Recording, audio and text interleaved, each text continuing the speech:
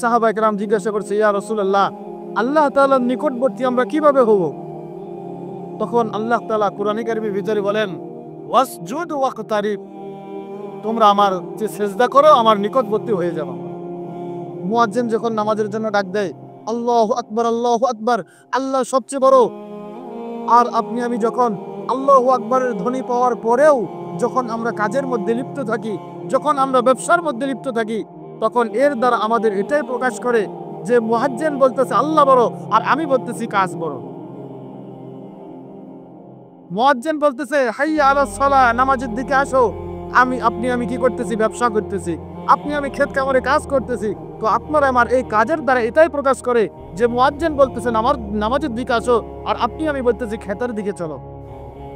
দুনিয়ার যত কাজ আছে কোনো কাজ বড় নয়, দুনিয়ার যত ব্যস্ততা আছে কোনো ব্যস্ততা বড় নয়, বরং একমাত্র পৃথিবীর ভিতরে, আসমানের ভিতরে, জমিনের ভিতরে সবচাইতে বড় হলো আল্লাহ। সেটা আমরা নামাজের ভিতরে প্রকাশ করি যে আল্লাহু আকবার, আল্লাহই সবচেয়ে বড়।